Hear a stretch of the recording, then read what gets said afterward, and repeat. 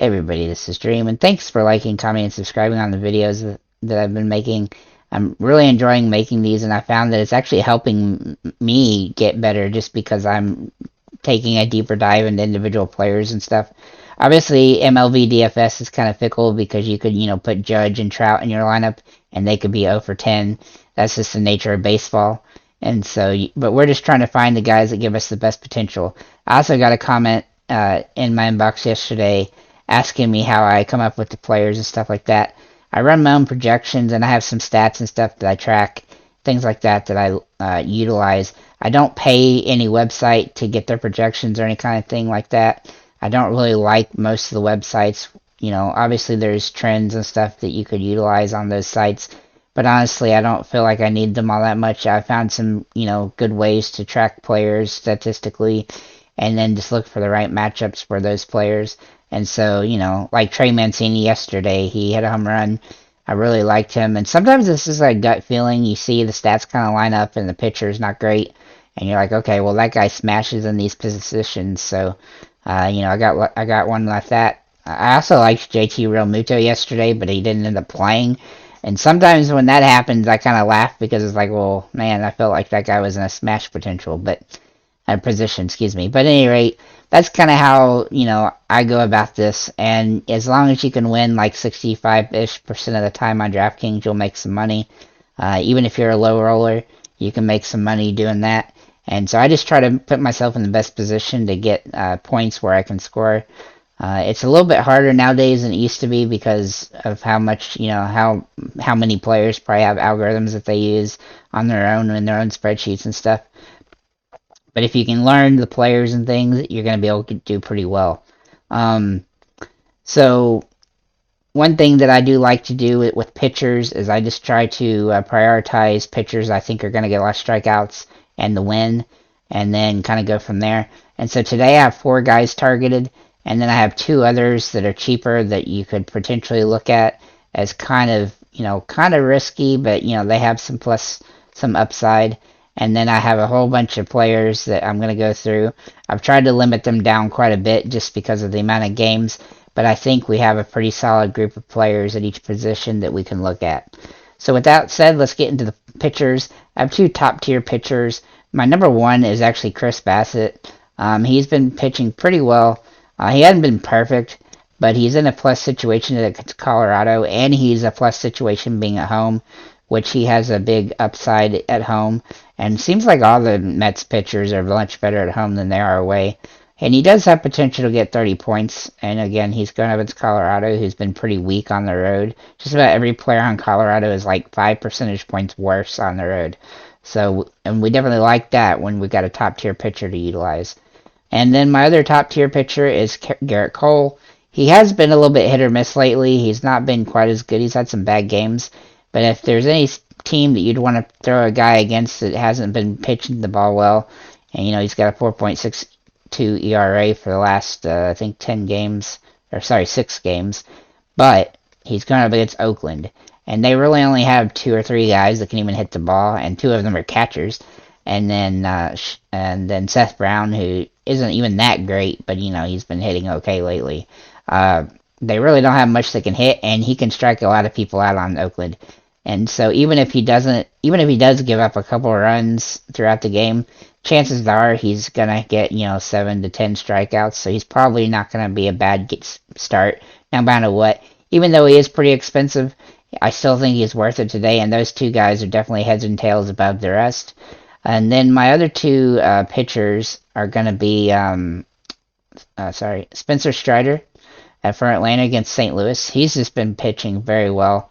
He's had a couple off games, but for the most part, he's been really good. St. Louis does have some guys that can hit the ball, but as you can see, the last time he played against them, he had 12 strikeouts and had 35 fantasy points. I don't know that he'll reach those exact numbers tomorrow, or today, I should say, but he should get pretty close to like 8 to 10 strikeouts just based on what he's been doing. And even if he gives up a run, if he gives us, 7 to 10 strikeouts, then we'll be okay with that. And then Joe Musgrove is the other final pitcher that I think is top tier. He is going up against Kansas City, which is always a good place to, find a pitcher. He has been a little bit off since the last few weeks, but he has, good stuff, and this is the type of team that you want to, throw a guy against if he's trying to get himself going. Um, some of the other players, you might think, okay, well, what about Shane Bieber or Lance McCullers or those guys? I just don't think their matchups really fit based on their price and things. Like Lance McCullers, he's way too expensive for what his production is, and then he's going against Baltimore, who's been kind of hitting the ball well lately, and they got a lot of guys that can hit the ball decently. And then Shane Bieber, he's going up against Seattle, which again, they're a good team, but he's been a little bit hit and miss as of late, and so really all season he's been hit and miss. So I just feel like he's probably worth a fade just because there's so many other good pitchers available. And then one pitcher that I think is actually pretty solid that you could take a look at, but I don't really think he's particularly great, but he's got an okay situation, is Mitchell White for Toronto against the Los Angeles Angels. He really only has to deal with Trout and Ohtani. Everybody else on the team has just been hitting the ball so poorly as of late. So he's got some upside, and he's only 7,100 points.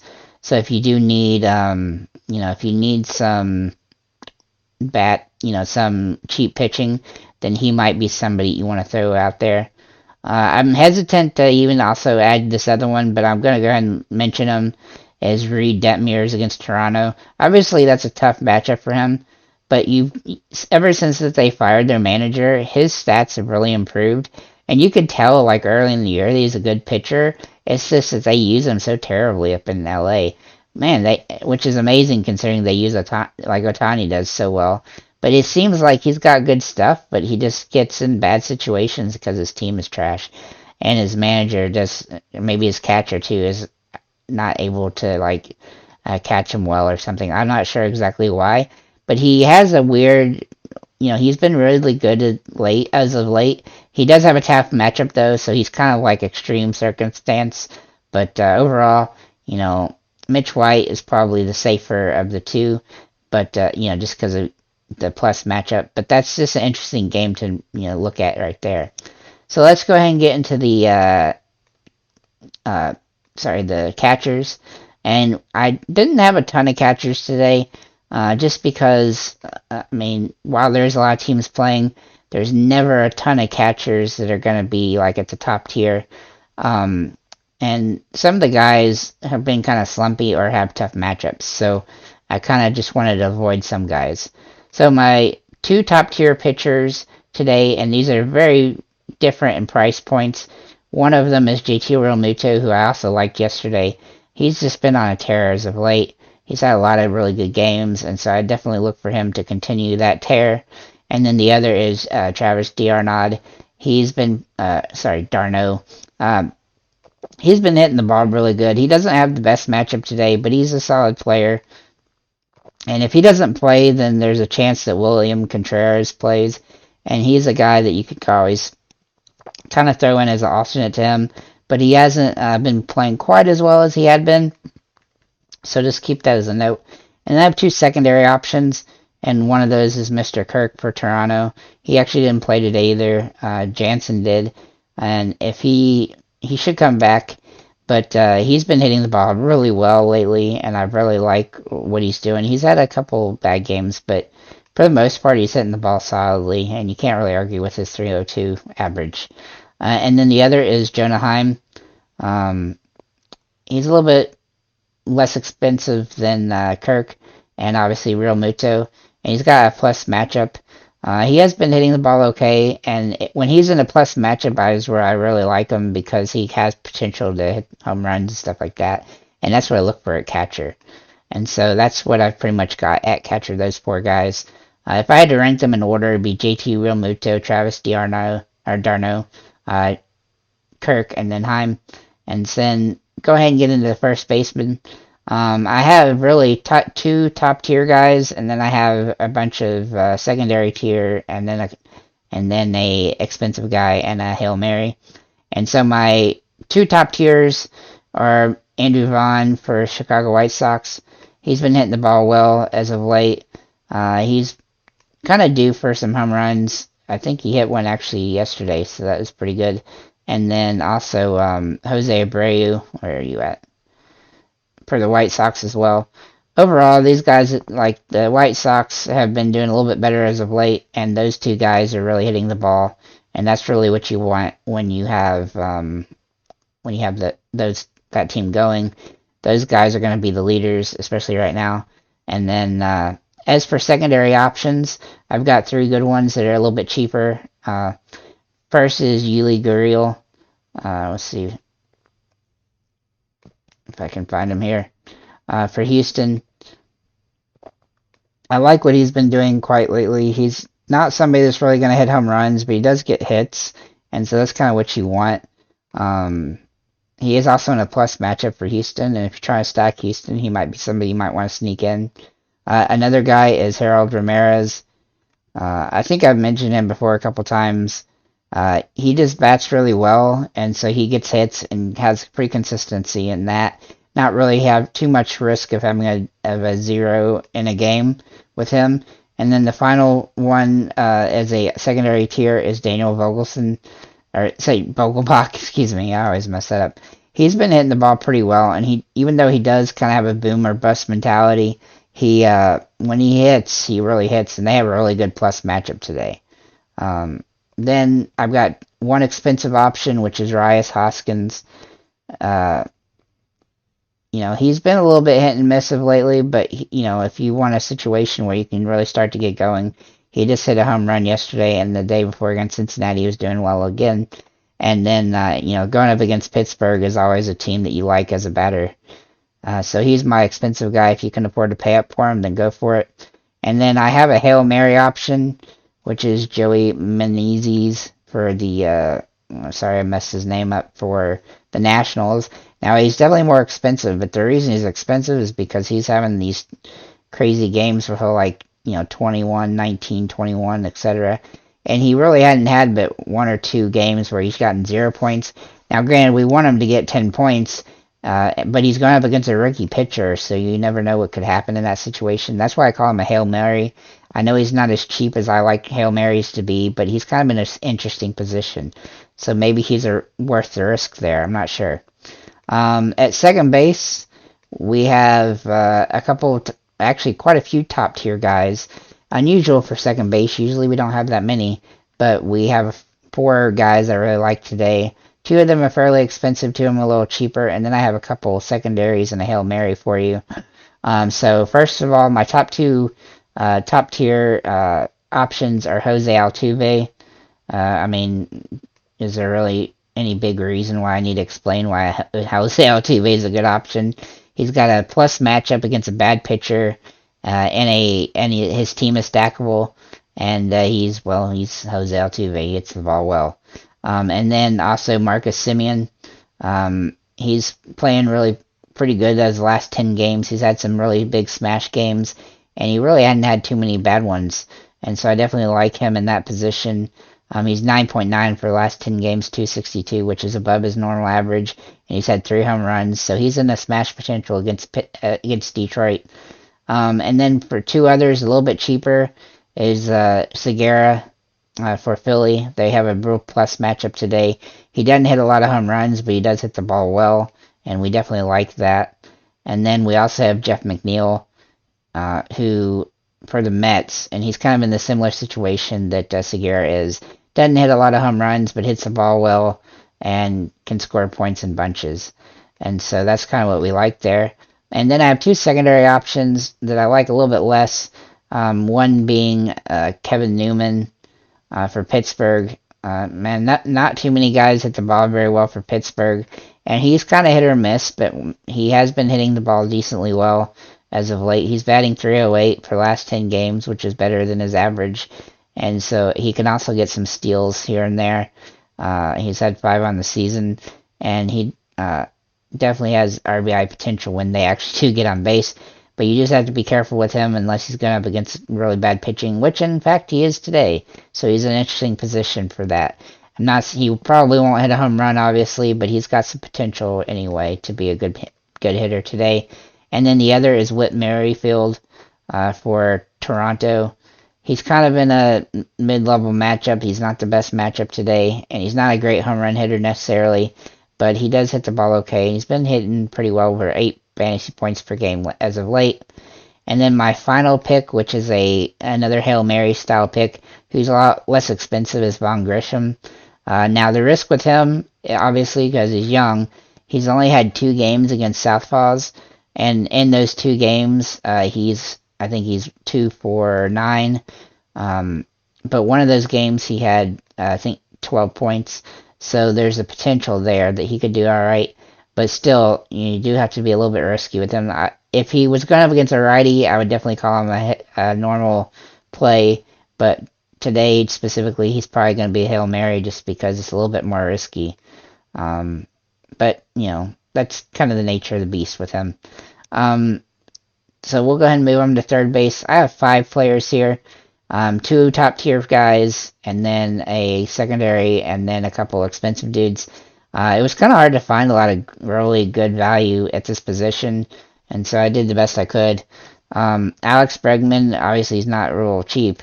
He's one guy I really like today. He's been hitting the ball pretty well, though he's kind of hit and miss, and sometimes he can smash or kind of get 0.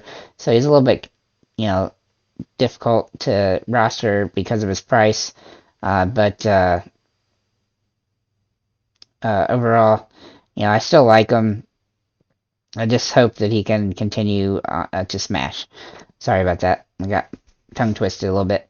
And then Yandy Diaz, he's a little bit less expensive at $4,100. He just has a nice little matchup today. Not a big home run hitter, but hits the ball pretty well, especially the last 10. Getting a lot of 10-point games. And I definitely like that at third base because it's hard to find home runs at this position. And so he's probably my overall top play just because he's a little bit safer. And then a secondary option is going to be Mr. Hayes from Pittsburgh.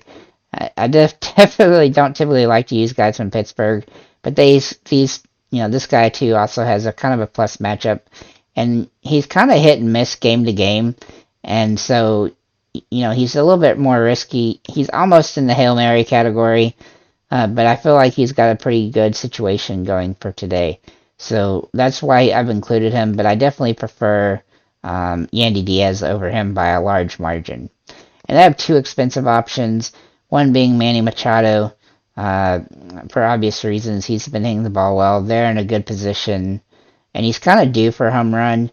As you can see, he's got some, scoring, but he really hadn't hit a home run in a little while. Well, he hit one against Washington, but before that, it took him another 5 or 6 games, and he's been 5 or 6 games since his last one. So I feel like he's due, and he's got a nice pitcher to go against in order to give himself an opportunity. And then the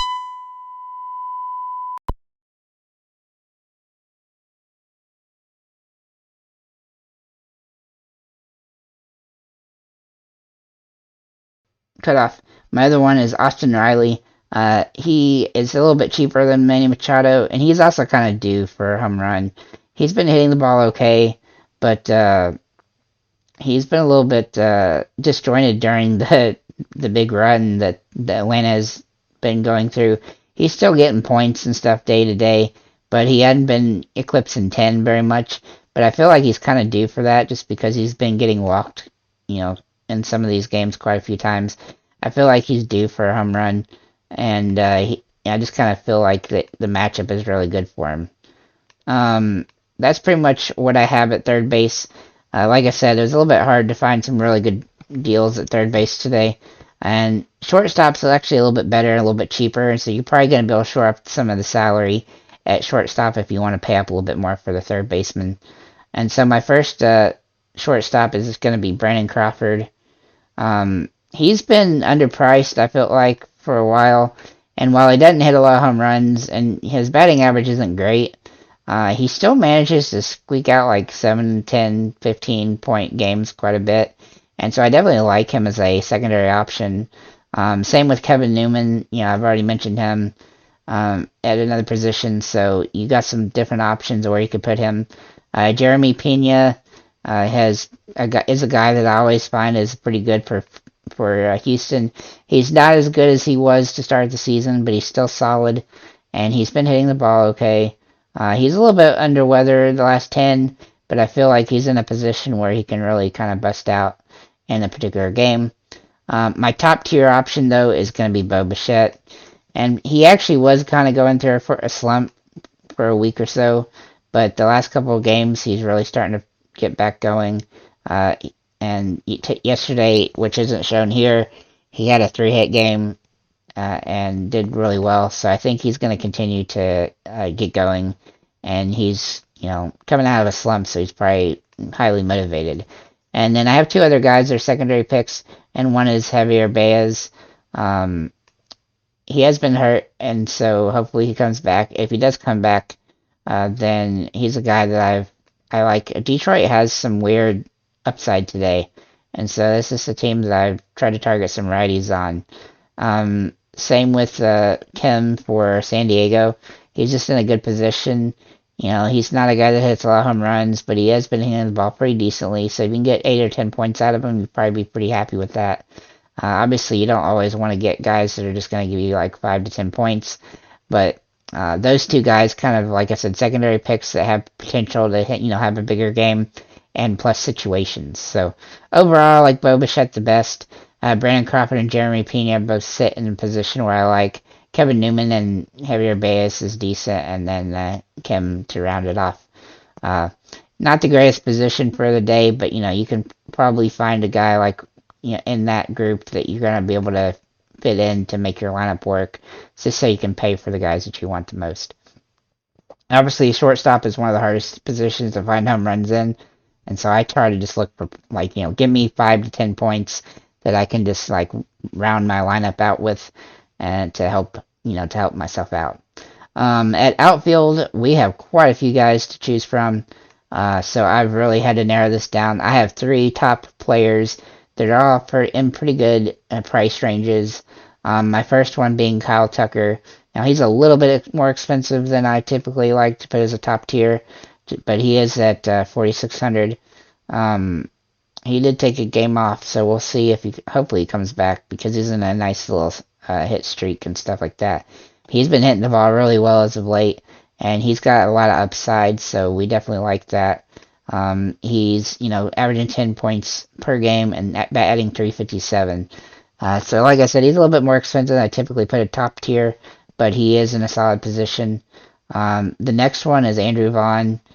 I think I mentioned him already just because he plays first base as well. If you want to put him in the outfield, that's probably a good spot to put him more than at first base, so you can put somebody else there. But he definitely has some potential for home runs and stuff like that against his opponent, Baltimore. And, I feel like the White Sox are in a good shape. He did hit a home run yesterday, so that's definitely a plus as well. He definitely likes to hit against Baltimore. So the third guy is a little bit unorthodox, but that's Jake McCarthy for Arizona against Cueto, who can be a pretty good pitcher, but he hadn't been great very much this season. Jake McCarthy has been hitting 375 the last 10 games, and he's had a lot of over 10 games, and that's what I like when it comes to outfielders. He's not the most gigantic home run hitter necessarily, but he's only played 66 games so far this season. But he's really hitting the ball well, so I think he's somebody that's worth taking a look at. And then I have, pretty much everybody else that are secondary hits with 2 expensive guys on the end. So I'll just kind of run through those pretty quickly. 2 guys that are kind of Hail Mary-ish are Bubba Thompson for Texas, and also Jake Fraley for Cincinnati. Obviously, Jake Fraley is going up against a rookie pitcher. Bubba Thompson isn't really a big home run threat, but he has been getting 10 points a game in about half the games the last 10, and he hasn't really had. I think he's only had two games that were kind of low end, which are these 2 Minnesota games. But he's got a good matchup against against Detroit, and so I kind of like him, despite the fact he's not really a home run threat. He seems like a pretty safe play, just if you need the salary relief. And then Jake Fraley, again, he's going up against a rookie pitcher, and so he just makes it interesting against Washington. He's got some really high potential too because he's been smashing the ball. He's got 7 home runs already this season, and he's played in 35 games. He's been batting 324 the last 10, and he's had 4 home runs. So we could look for that, especially against a rookie pitcher. He might be not the type of guy that he really wants to go up against. As a pitcher, you don't want to have to go up against a guy that's hot like that, that's young and nobody has much data on. So he just seems like a kind of a secondary slash Hail Mary guy, along with Bubba Thompson. Then I have 3 other guys I really like. Tommy Pham, JD Martinez, and Andrew McCutchen. All 3 of these guys are in plus matchups that are kind of due for home runs based on how they've been playing. And McCutchen's the cheapest at $3,700. JD Martinez at $4,300, and Tommy Pham at $4,600. I just like all those guys. I think they're pretty solid options at outfield. And then I have 3 other guys that are kind of more deeper secondary: Nelson Cruz, David Peralta for Tampa Bay, Nelson Cruz for Washington, Peralta for Tampa Bay, and Kiki Hernandez for Boston again. I feel like all these guys have some potential based on matchups and things like that. Nelson Cruz is probably the weakest one of those 3, but all 3 of them are guys that you're going to want to look at just to see if you think that they have any potential. And then I have 2 expensive plays if you got the money. Kyle Schwarber for Philadelphia. He's been hitting well, and he's got a really good plus matchup. And then Luis Robert for the Chicago White Sox. I don't know if I'm saying his name right. He's super expensive at $5,000, but he's also been hitting the ball pretty decent. And he's a guy that you could look at. I definitely like Schwarber more than him, but he's a guy that you could definitely take a look at. So that's pretty much what I have. I tried to go through most of the players and show you them on screen. I didn't show you the last couple, but just so many outfielders to look through and stuff like that. It's hard to find them directly. But at any rate, I hope that gives you some good insight on the players today and who you might want to target. If you need that one guy, then you might want to pick, pay down someplace in order to pay up somewhere else. That's usually a good strategy. Typically I don't try to do too many guys that are outside the starting 5 batters, that bat 1 through 5. But sometimes it, just depends on matchups and stuff like that, where you want guys in the lineup. But overall, I think the slate today is going to be pretty high scoring, so you're definitely going to want to get high quality pitching so that you can maximize your pitchers there. Today I had 2 pitchers that scored a combined 75 points. That really helped my lineup a lot and gave me a little more room to air. And so yeah, that's pretty much all I have for this. Thanks again for liking, commenting, subscribing. If you have any comments or questions, feel free to leave them below or send me a message, and have a nice day, guys.